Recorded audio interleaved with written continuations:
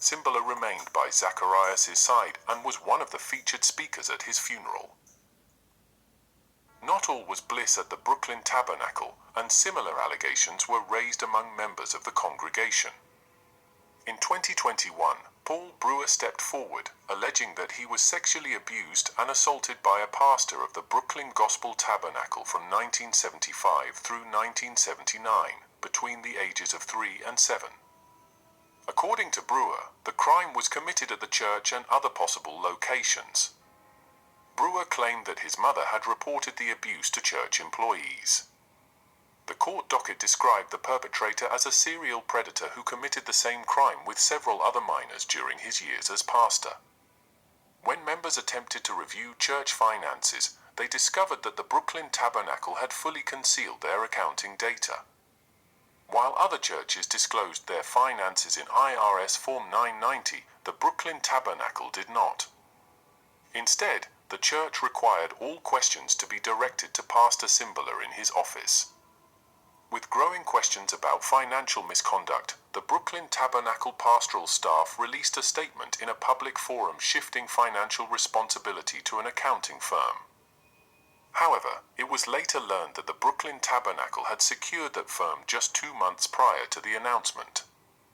In 2017, Cymbala partnered with Stephen Vornier to assist with what he described as mounds of debt on all properties. Vornier helped Cymbala restructure all of his debt, and in exchange, Cymbala connected Vornier to many other pastors and faith-based operations.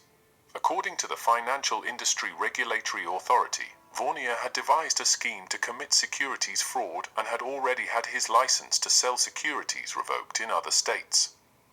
The Brooklyn Tabernacle also engaged Vornier in what appears to be sketchy legal actions against their neighbors. In 2020, the Brooklyn Tabernacle purportedly committed an act of fraud by forging a sworn affidavit to be signed by Jim Cymbala, who was out of town at the time.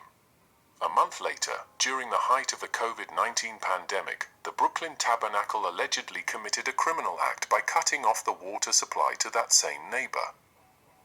From a church leadership perspective, the Brooklyn Tabernacle appears to have retained the authoritarian aspects of its latter reign history. Deetra, whose lifelong dream was to sing in the choir, auditioned before the pastor's wife at the Brooklyn Tabernacle. After a wonderful rendition of Amazing Grace, she was told that she had passed the audition and would soon join the choir. Shortly after, she was forced to meet with the pastor's son, who was acting as a so-called church counselor. The son began to pry into her marital affairs, refused to let her join the choir, and attempted to get her husband's phone number in an apparent attempt to further pry into her private life. An important lesson can be learned from the Brooklyn Tabernacle. Finding a healthy church is much more than selecting a megachurch based on its popularity and appearance of spiritual bliss. One must engage in critical thought. If the church shares a history with destructive movements and dangerous individuals, it is essential to examine its leadership and doctrine to see if it has progressed in the right direction. Above all, prospective members of any church should consider transparency a deciding factor.